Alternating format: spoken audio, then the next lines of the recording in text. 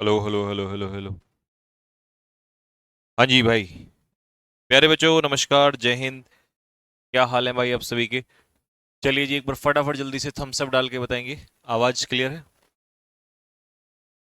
Okay. तो कल मैंने आप लोगों को 100 क्वेश्चंस दिए थे, जिसमें से 50 क्वेश्चंस जो हैं वो मैंने आप लोगों को सॉल्व करा दिए थे। तो हम लोग नेक्स्ट अगले 50 की तरफ मूव करेंगे।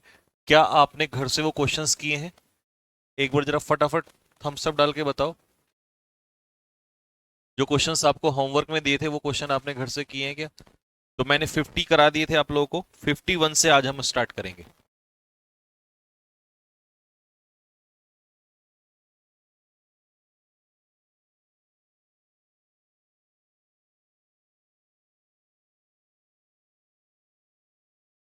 कर लिया है, ठीक है। चलो तो अब देखना, मुझे बताना फिर अगर आपने घर से होमवर्क किया है तो कितना आपका बचे हुए 50 क्वेश्चंस में से स्कोर सही बैठने वाला है। मैं स्टार्ट करता हूं वन बाय वन क्वेश्चंस का सॉल्यूशन। पहला क्वेश्चन आपके सामने है 51 आज का। The number of tourist. अब यहां से ध्यान से देखो, उसने आपसे कहा है टूरिस्ट का द नंबर। जब भी हम द नंबर ऑफ की बात करते हैं तो द नंबर ऑफ का मतलब होता है एक पर्टिकुलर संख्या, और एक पर्टिकुलर संख्या का मतलब है कि आपका जो सब्जेक्ट है वो कैसा बैठेगा, सिंगुलर बैठेगा। तो आपकी वर्ब भी क्या हो जाएगी, सिंगुलर हो जाएगी। इसका मतलब ये सही है, इसमें कोई भी एरर नहीं है, इसका आंसर हो जाएगा नो एरर। अब ऐसा ना हो कि कहीं पहला ही क्वेश्चन आप लोगों कहीं पहला ही क्वेश्चन आप लोगों का गलत हो जाए। ठीक है, next. 52। One of the most widely spread bad habits is the use of tobacco. Concept कल भी बता के गया था कि वन ऑफ के बाद हमेशा कैसा नाउन आता है, वन ऑफ के बाद हमेशा प्लूरल नाउन आता है। ठीक है। और वर्ब कैसी आती है, सिंगुलर वर्ब आती है। तो यहां पर वन ऑफ के बाद प्लूरल नाउन क्या है इसमें, one of the most widely spread bad habits. तो बहुत सारी बुरी आदतों में से एक। तो हैबिट में तो ऐसा लगा है, इस भी यहां पर सही है, तो इसका सही उत्तर होगा नो एरर। दोनों के दोनों क्वेश्चन जो है वो नो एरर के थे, और मुझे पक्का पता है तुम लोगों ने इनमें से गलती करी होगी। नेक्स्ट। फ्रॉम पटना। पटना से the Rajdhani express don't go straight to New Delhi. राजधानी एक्सप्रेस सीधा दिल्ली नहीं जाती है। अब सब्जेक्ट क्या है हमारा, राजधानी एक्सप्रेस। राजधानी अब एक्सप्रेस कैसा सब्जेक्ट है, सिंगुलर है, क्योंकि ये एक ट्रेन का नाम है और नाम हमेशा सिंगुलर होता है। तो सिंगुलर के साथ हम क्या लगाते हैं, डू लगाते हैं या डज। तो आप कहोगे डज लगाते हैं। डोंट कब लगाते हैं, डू, यानी कि प्लूरल में। प्लूरल में डू लगता है और सिंगुलर में डज लगता है। Next. The number of people applying. जिन लोगों ने अप्लाई किया है वो इतनी ज्यादा संख्या थी। तो फिर से हमसे क्या पूछा है, the number of. The number of का मतलब कैसा सब्जेक्ट मान लू मैं यहां पर, सिंगुलर मानूंगा। जब सब्जेक्ट सिंगुलर होगा तो मेरी वर्ब भी कैसी होगी, सिंगुलर होगी। आंसर होगा B. Next. It is I who have. Relative pronoun से पहले जो हमारा एंटीसीडेंट है वो कैसा है, आई है। तो अगर आई के हिसाब से देखूं तो यहां पर क्या आना चाहिए, आई के हिसाब से यहां पर हैव आना चाहिए, हैज नहीं होगा। बी इसका करेक्ट आंसर होगा। Silver as well as cotton. दो सब्जेक्ट जब एज वेल एज से जुड़ेंगे तो वर्ब हमेशा किसके अकॉर्डिंग आएगी, फर्स्ट के अकॉर्डिंग। फर्स्ट में सिल्वर कैसा सब्जेक्ट है, सिंगुलर है, तो आंसर क्या होगा, has. Next question. One of the five boys. अब वन ऑफ के बाद प्लूरल नाउन आता है, तो चलिए बहुत सारे लड़के उनमें से एक। तो सब्जेक्ट हमारा कैसा हुआ, सिंगुलर हुआ। तो आंसर यहां पर आंसर क्या होगा, वॉज, क्योंकि बहुत सारे लड़कों में से एक लड़का जो है वो एबसेंट था। ठीक है, बहुत सारे एबसेंट नहीं थे, बहुत सारों में से एक। अगले क्वेश्चन पे आइए। सीता ऑलवेज टेक्स हर अम्ब्रेला। सीता अपना अम्ब्रेला हमेशा लेती है जब भी वो ऑफिस जाती है। तो सीता क्योंकि यहां पर सिंगुलर है, सिंगुलर के साथ ऐसे यस लग रहा है, कोई समस्या नहीं है। ठीक है। लेकिन जब भी वो स्कूल जाती है, सॉरी ऑफिस जाती है, तो ये भी सब्जेक्ट कैसा हुआ, ये भी सिंगुलर हुआ। अब ये भी सिंगुलर है तो यहां भी सिंगुलर होना चाहिए। तो गो की जगह क्या होगा, गोज। आंसर हो जाएगा C. When a student does not have confidence. जब एक स्टूडेंट के अंदर कॉन्फिडेंस नहीं होता तो वो इनसिक्योर फील करता है। अब मेरा सब्जेक्ट है यहां पर स्टूडेंट, ये रहा मेरा सब्जेक्ट। इसके हिसाब से वर्ब लगी है डज, और डज है हेल्पिंग वर्ब, और हेल्पिंग वर्ब के पीछे आ जाएगा मेन वर्ब, तो ये रहा मेरा मेन वर्ब। ठीक है। अच्छा, मैंने बहुत सारे बच्चों को देखा है कि वो यहां पर हैव का हैज कर देते हैं।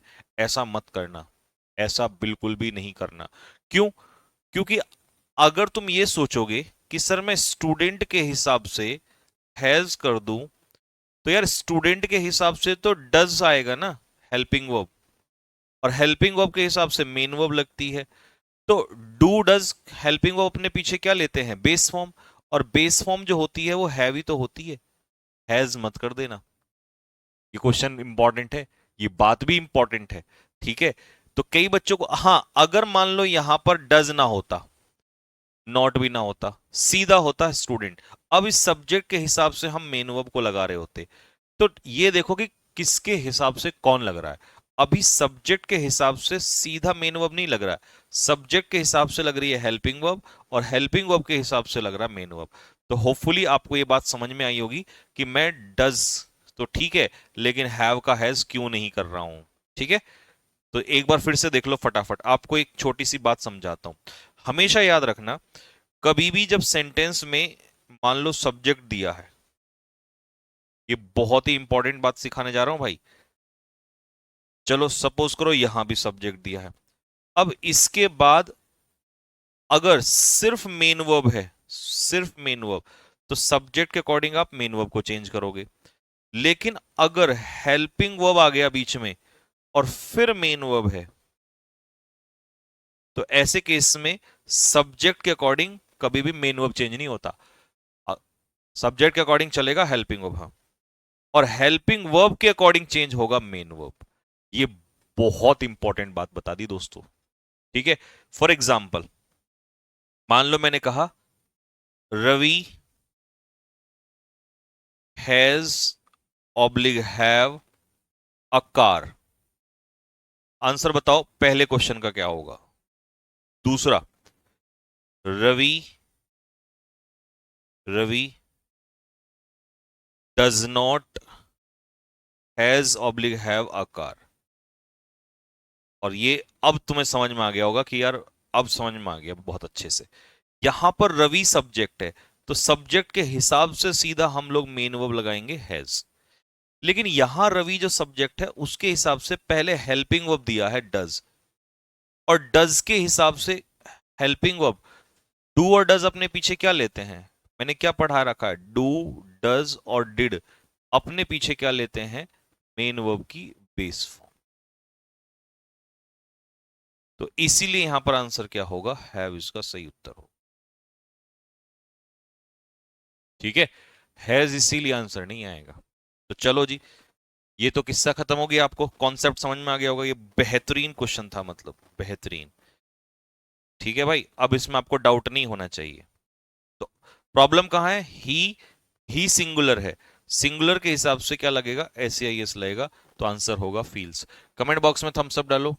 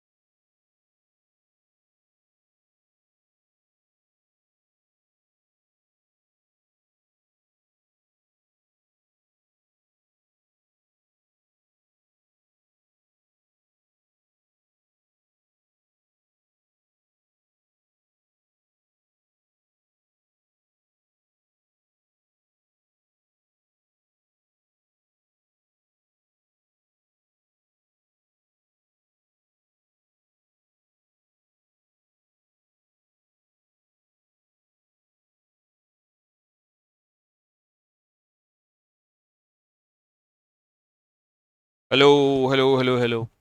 चलिए जी। Hello hello hello hello. अब आवाज आ रही है क्लियर?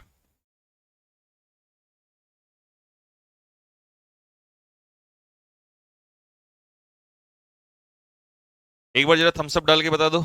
आवाज अब मेरी क्लियर आ रही है सभी को?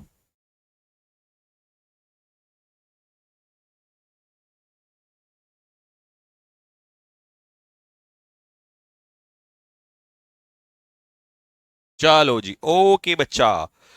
तो बस ये वाला तो मैंने समझाई दिया आपको बहुत अच्छे से। इसमें तो आवाज आ रही थी, यहां पर गई है बस आवाज। अब ये मैं बता दूं फिर से कि भाई जो हमारी हेल्पिंग वर्ब होती है ना किसी भी इंटेरोगेटिव सेंटेंस में। चलो मुझे जल्दी से फटाफट इंटेरोगेटिव सेंटेंस की स्ट्रक्चर बता दो। इंटेरोगेटिव सेंटेंस का स्ट्रक्चर बता दो।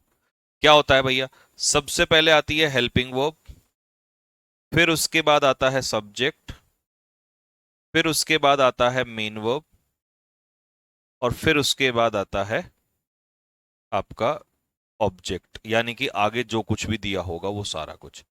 अब इसमें ये बता दो कि ये जो हेल्पिंग वर्ब है किसके अकॉर्डिंग आती है? सब्जेक्ट के अकॉर्डिंग आती है। और इस हेल्पिंग वर्ब के अकॉर्डिंग क्या आता है? मेन वर्ब आता है। ऐसे चलता है। तो यहां पर बुक्स क्योंकि प्लूरल है, तो इसीलिए मेरे भाई यहां पर डज नहीं लगेगा। डज की जगह सिर्फ क्या बचेगा? डू बचेगा। क्योंकि प्लूरल के साथ क्या आता है? डू, और सिंगुलर के साथ डज। ये मैंने कई बार बता दिया है। ठीक है। चलो जी, अगले क्वेश्चन पे आते हैं। 61।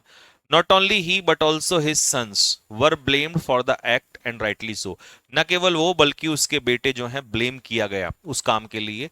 ठीक है। न केवल उसको बल्कि उसके बेटों को भी उस काम के लिए ब्लेम किया गया। नॉट ओनली बट ऑल्सो में हमेशा किसके अकॉर्डिंग वर्ब लगाते हैं हम लोग? सब्जेक्ट टू के अकॉर्डिंग लगाते हैं। सब्जेक्ट टू प्लूरल है तो यहां पर वर्ड सही है, इसका उत्तर होना था नो एरर। ईमानदारी से आज मुझे अपना स्कोर बताना 50 में से। Neither Ram nor Sita, neither nor में भी हम सेकंड वाले के अकॉर्डिंग चलते हैं, और सेकंड वाले पे सीता सिंगुलर है तो आंसर हो जाएगा इसका वॉज आंसर हो जाएगा। Next. The water of several rivers of our state. यहां पर ऑफ प्रेपोजिशन है। इस प्रेपोजिशन के पीछे जो नदियां हैं ये प्रेपोजिशन का ऑब्जेक्ट है। फिर ये प्रेपोजिशन है तो इसके पीछे स्टेट क्या हो जाएगा? ऑब्जेक्ट। तो कंटेन जो वर्ब है इसका सब्जेक्ट कौन है? इसका सब्जेक्ट है वाटर। और ये कैसा है? सिंगुलर, यानी कि अनकाउंटेबल। अनकाउंटेबल सिंगुलर होता है। तो जो हार्मफुल बैक्टीरिया है वो किसके अंदर है? पानी के। तो पानी सिंगुलर है, अनकाउंटेबल, तो इसीलिए यहां पर वर्ब में एस या एस लगेगा। तो आंसर होगा हमारा कंटेन्स। तो 63, गुड बेटा गुड, शाबाश। 20 माइल्स, देखो 20 माइल्स को उसने क्या कह दिया? अ लॉन्ग वे, मतलब एक लंबा रास्ता कह दिया, मतलब एक यूनिट में कन्वर्ट कर दिया। जैसे ही यूनिट में कन्वर्ट किया तो आंसर हमारा सिंगुलर हो जाए। अगर मेरी माता जी अप्रूव करेंगी। अब मदर जो है वो अपने आप में कैसा सब्जेक्ट है? मदर अपने आप में सिंगुलर सब्जेक्ट है। तो सिंगुलर के साथ वर्ब भी कैसी लगेगी? सिंगुलर ही लगेगी। यू एंड आई, अब जहां दो सब्जेक्ट एंड से जुड़े हैं, एंड से जुड़े हैं तो प्लूरल होगा, और प्लूरल होगा तो आंसर क्या होना चाहिए? हैव, इसका आंसर होना चाहिए। The climate of this place, ये है प्रेपोजिशन, और इस प्रेपोजिशन के पीछे ये क्या है? ऑब्जेक्ट है। अगर ये ऑब्जेक्ट है तो फिर सब्जेक्ट कौन है? क्लाइमेट है। और अगर सब्जेक्ट क्लाइमेट है तो सिंगुलर है। क्लाइमेट कैसा नाउन होता है? अनकाउंटेबल नाउन होता है। अनकाउंटेबल, और अनकाउंटेबल सिंगुलर होता है। और सिंगुलर के साथ हम क्या लगाते हैं? अभी हमने पढ़ाया आपको, डज लगाते हैं। तो आंसर होगा इसका सी। नेक्स्ट। नाइदर ऑफ देम, उनमें से एक भी नहीं। तो नाइदर कैसा सब्जेक्ट हुआ? नाइदर मतलब एक भी नहीं, मतलब सिंगुलर। और सिंगुलर के हिसाब से आंसर होगा इज। तो आंसर इसका बी आंसर हो जाए। The water of several river of our, अच्छा ये तो रिपीट हो गया है ना। सेम क्वेश्चन रिपीट हो गया, तो ये अभी मैंने आपको बताया था कंटेन्स आंसर होगा। इस पे आर लिख देते हैं, रिपीट। ठीक है। नेक्स्ट। 20 माइल्स, ये भी रिपीट हो गया, सॉरी, दो क्वेश्चन रिपीट हो गए हैं। 20 माइल्स को एक लंबा रास्ता बताया है जो कि सिंगुलर की तरह काम। ओहो, ये भी रिपीट हो गया क्या? अप्रूव्स। तीन क्वेश्चन रिपीट हो गए। अरे, ये भी रिपीट हो गया।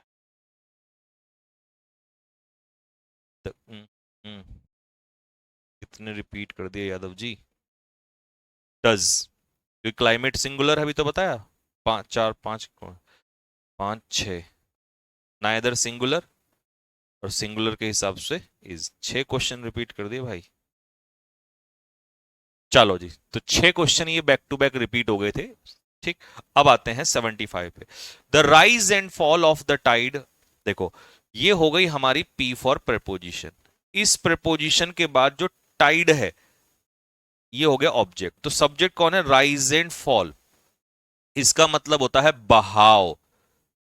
बहाव, तो ये सिंगुलर है, एक ही मीनिंग है। मैंने बताया था जब दो सब्जेक्ट एंड से जुड़े और एक ही मीनिंग दे तो वो सिंगुलर होता है। तो सिंगुलर के हिसाब से आंसर हो जाएगा इज, बी आंसर होगा। ईच ऑफ द फिल्म्स, जितनी भी फिल्म तुमने सजेस्ट की थी उनमें से ईच, तो बहुत सारी फिल्म्स हैं उसमें से ईच। ईच अपने आप में कैसा सब्जेक्ट है? सिंगुलर। प्रत्येक फिल्म जो है इज नॉट वर्थ सीइंग, वो देखने लायक नहीं है, सी आंसर हो जाएगा। द सेक्रेटरी एंड प्रिंसिपल, अब आर्टिकल एक से पहले है तो इसका मतलब एक ही व्यक्ति है जो सेक्रेटरी भी है और प्रिंसिपल भी है। ये हो गया हमारा प्रेपोजिशन, और इस प्रेपोजिशन के पीछे जो है कॉलेज जो है यहां किसका काम करेगा? ऑब्जेक्ट का काम करेगा।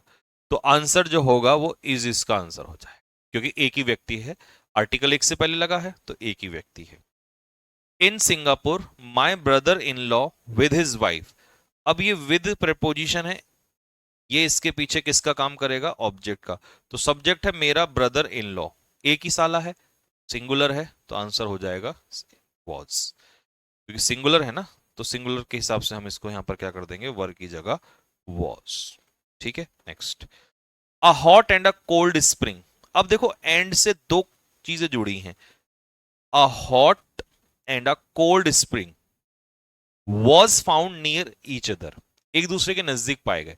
तो ऑब्वियस सी बात है, एक दूसरे के नजदीक का मतलब है दो है, और दो है तो प्लूरल है, और प्लूरल है तो इसका मतलब आंसर होगा वर, सी इसका करेक्ट आंसर होगा।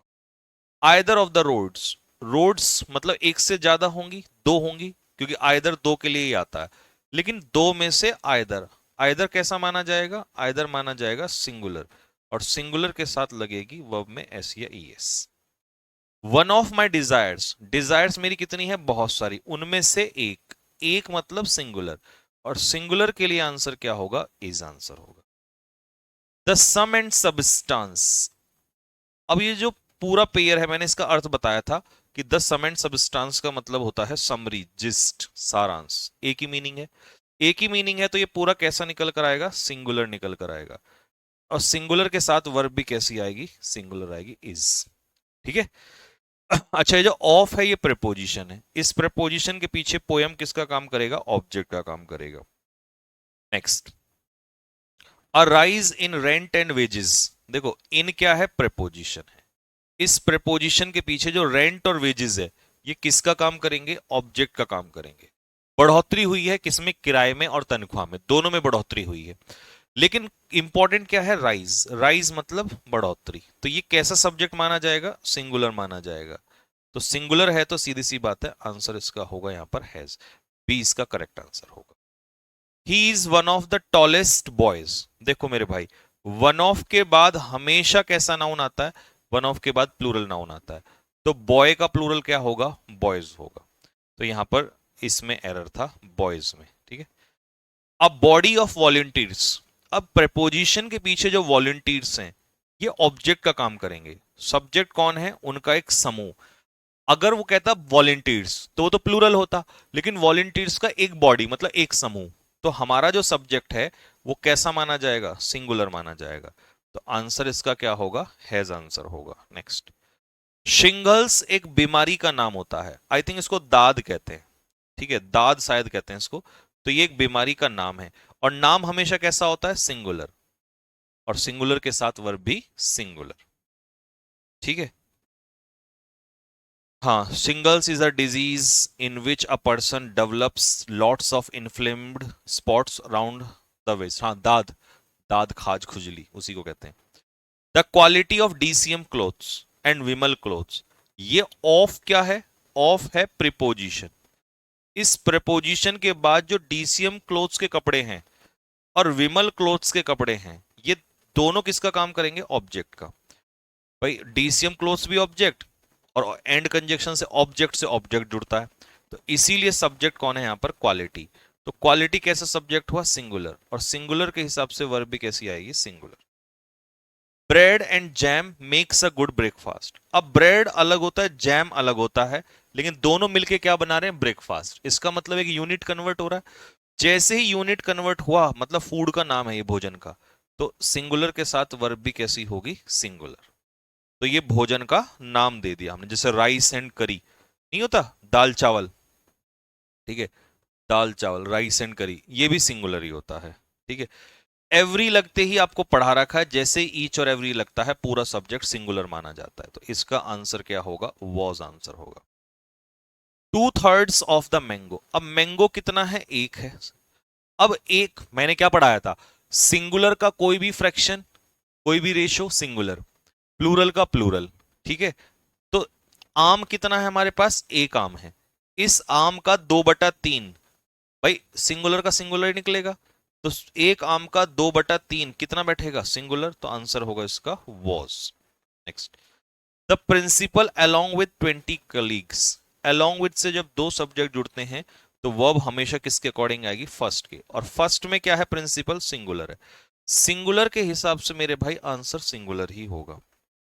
The number of good writers. अब फिर से आ गया the number of. The number of का मतलब एक संख्या, एक संख्या मतलब आंसर होगा is. Next, a bevy of ambitious girls. तो ये प्रिपोजिशन के बाद जो एम्बिशियस लड़कियां हैं, ये तो ऑब्जेक्ट हैं, सब्जेक्ट है उनका एक समूह, ग्रुप। तो ये कैसा माना जाएगा, सिंगुलर माना जाएगा। तो आंसर इसका होगा is. Next, more than one country.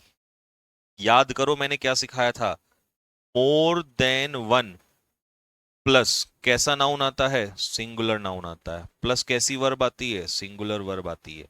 तो वन के हिसाब से सिंगुलर नाउन। तो मोर देन वन कंट्रीज नहीं होगा मेरे भाई, क्या होगा, कंट्री होगा। और जैसे कंट्री सिंगुलर है तो वर्ब भी सिंगुलर है। तो आंसर इसका ए में होगा, इस बार errors. Next, more medals than one. अब याद करो मैंने एक सिखाया था कि भाई नाउन देखो कहां पर है। अगर नाउन वन के बाद होता तो सिंगुलर होता, लेकिन यहां पर किसके बाद है, मोर, और मोर तो मतलब प्लूरल होता है। तो यहां पर नाउन हमारा प्लूरल है। जब नाउन प्लूरल है तो वर्ब भी प्लूरल होगी, क्योंकि जैसा नाउन, जैसा सब्जेक्ट वैसी वर्ब आएगी। तो वर्ब इसका आंसर होगा, बी आंसर होगा। मैनी आ पैसेंजर। मैनी आ के साथ कैसा सब्जेक्ट आया, सिंगुलर। जब सब्जेक्ट सिंगुलर तो वर्ब भी कैसी आएगी, सिंगुलर ही होगी। तो वॉज हो जाएगा। द लॉन्ग एंड शॉर्ट मतलब समरी, अभी तो बताया था मैंने, लॉन्ग एंड शॉर्ट मतलब समरी होता है। और अच्छा, ऑफ प्रेपोजिशन के बाद जो होल स्टोरी है, प्रेपोजिशन अपने पीछे क्या लेता है, ऑब्जेक्ट। तो आंसर इसका हो जाएगा इज, 20 का करेक्ट आंसर होगा। एवरी, ईच एवरी जैसे ही लगा पूरा सब्जेक्ट कैसा माना जाएगा, पूरा सब्जेक्ट सिंगुलर। तो आंसर क्या होगा, आंसर होगा वॉज, 20 का आंसर होगा।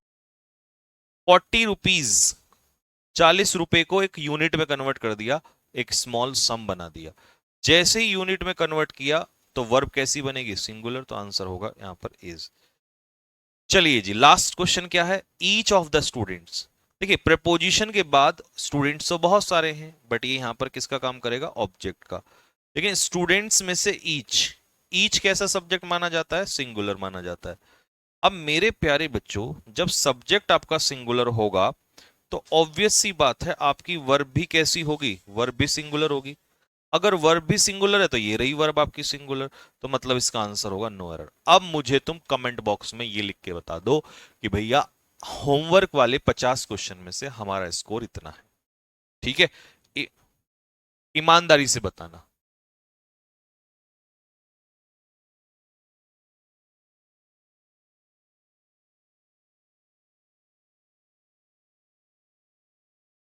47, 46, 50, 46, 48, 48, 48, 43, तीन गलत हो गए।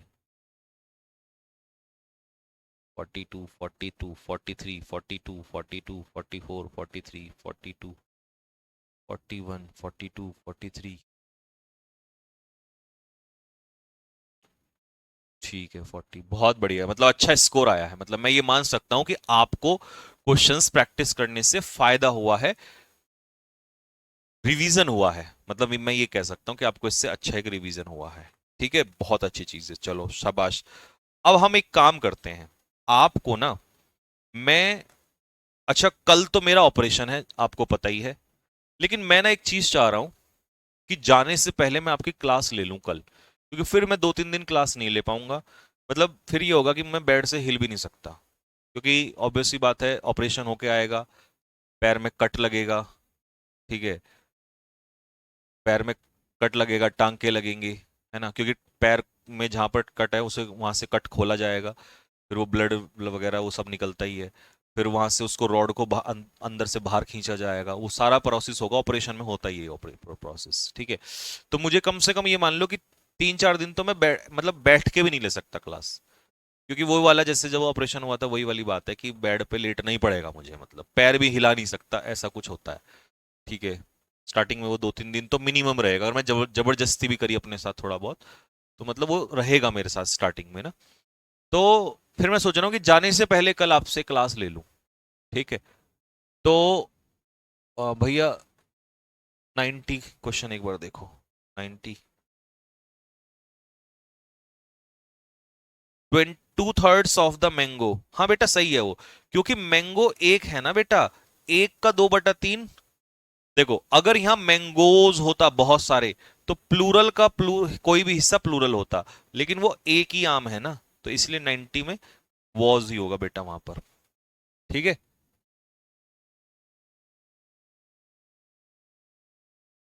ठीक है, संकल्प एसएससी, अरे वो चैनल डिलीट हो गया आज।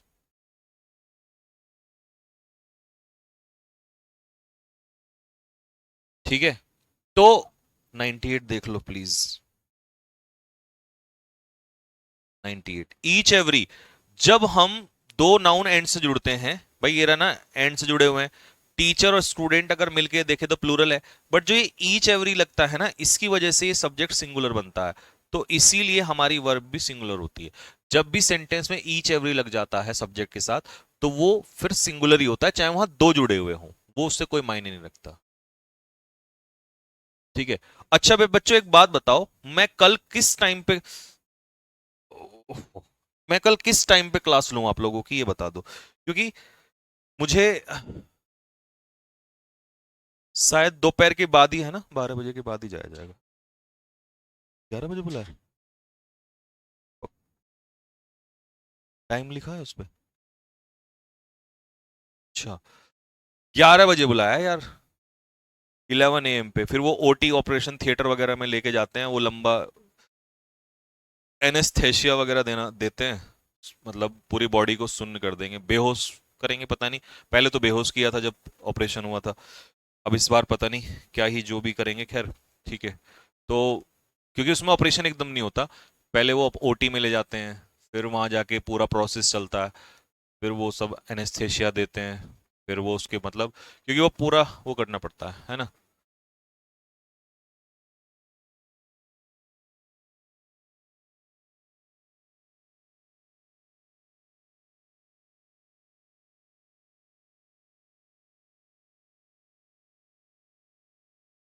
ठीक है, तो कल फिर एक काम कर लेते हैं, इनकी क्लास 9 बजे रख देते हैं।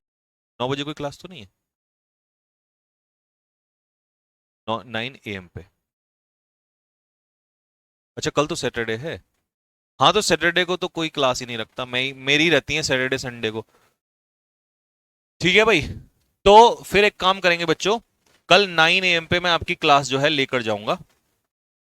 ठीक है, 9 बजे कल मैं आपकी जो क्लास है वो लेकर जाऊंगा। ठीक है, और कल मैं एक साथ पूरे 100 क्वेश्चन कराऊंगा आपको, तो 100 तो मैंने अब करा दिए, 100 मैं कल करा के जाऊंगा। कितने क्वेश्चन हो जाएंगे आपके? 200। और 100 मैं आपको होमवर्क में देके जाऊंगा, 300। और 300 होने के बाद जब तुम पक्के मजबूत हो जाओगे, फिर मैं तुम्हारा उतारूंगा मैदान में 100 एडिक्विटी वाले क्वेश्चंस। कौन से क्वेश्चंस? एडिक्विटी, लंबे लंबे वाले क्वेश्चंस। ठीक है, एक बात याद रखना, यूट्यूब पे जो ये वीडियोस बनी हैं कि एडिक्विटी हट जाएगा टीसीएस आ जाएगा, ये सारा का सारा कुछ नहीं है, है ना, फेक है ये। एडिक्विटी ही पेपर करवाएगी, लोग कई बार जल्दबाजी में हो जाता है, हालांकि हमसे भी गलती हुई है, बट मैं फिर भी ये कहूंगा कि थोड़ा सा अगर मान लो गलती हो गई है, जैसे मैं आया था मैंने माफी भी मांगी, तो आके मतलब माफी ना मांगे तो एक बार सही से बता दे, ये बता दें कि भाई ऐसा नहीं ये है।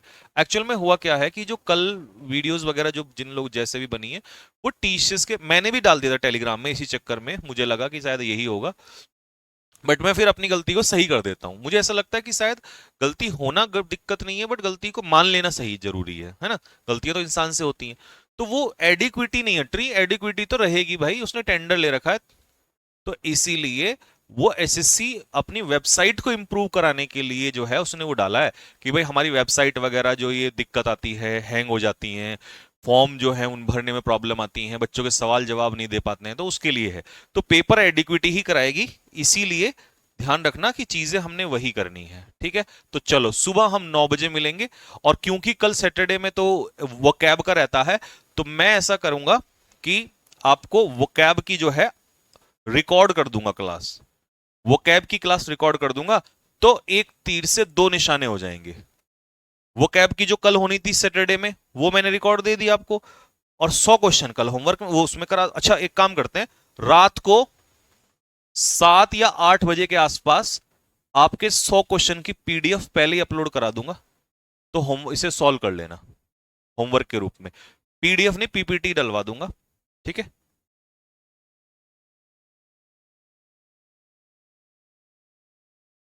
हाँ सर, क्लास पे दिनांक जरूर लिखो, क्लास पे ये एक बार फिर लिख लो है। क्लास पे क्या है कि जैसे मान लो आज क्लास हुई, तो उस पे टॉपिक और प्लस डेट, उससे बच्चे को रहता है कि मेरी उस दिन की क्लास रहेगी, तो ये थंबनेल का खेल है, बस एक बार ये चेंज करवा देना, ये आपका काम है। अब मैं दोबारा नहीं बोलूंगा, इसको याद रख लेना, ठीक है भाई। ठीक है जी, ठीक है। तो अब कल मिलते हैं, फिर उसके बाद एक दो दिन नहीं मिलेंगे, बाकी फिर आगे कंटिन्यू रहेंगे हम, ठीक है। अब वो कैब वाली आज डालोगे या कल डालोगे? आज तो शायद नहीं डाल पाएंगे, है ना, कल जाने से पहले ही सुबह अर्ली मॉर्निंग उठ के तभी हो जाएगा। चलो कोशिश करेंगे, अगर रात को मतलब कल देखना, कल तक आ जाएगी फिर आप लोग, ठीक है।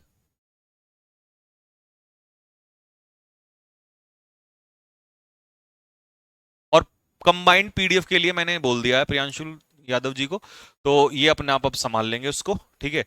मतलब मैं तो देखो 3 4 दिन पढ़ा रहूंगा, लेकिन मैं इनको जो जो आप मुझे बोलोगे मैं इनको बताता रहूंगा, ये अपने आप संभालेंगे उन चीजों को, जितने करेक्शन है कंबाइंड पीडीएफ करके डलवाना, प्लस डेट्स जो जो थंबनेल है उन पे डेट डलवाना कि भाई इस डेट में थी, वो एक बार चेक कर लेंगे। डेट तो शायद अब जितनी हो गई है उनका तो पता नहीं चलेगा, क्लास नंबर डलवा देंगे और यहां से आगे की डेट डलवा देंगे, ठीक है। और चैप्टर का पूरे का कंबाइंड, और जिसमें आपको पीपीटी लगा के दे रखी थी वो हैंड रिटन वाली जो फोटोकॉपी में दिक्कत आ रही थी, उसको लिखवा के दोबारा डलवा देंगे, ठीक है। कल क्लास कितने बजे होगा बेटा? कल क्लास 9 बजे होगा सुबह, 9 AM सुबह होगा सैटरडे में, ठीक है। आपका ऑपरेशन सक्सेसफुल हो सर, ओके, थैंक यू बेटा, थैंक यू, चलिए, जय हिंद, कल मिलते हैं आपसे, ठीक है।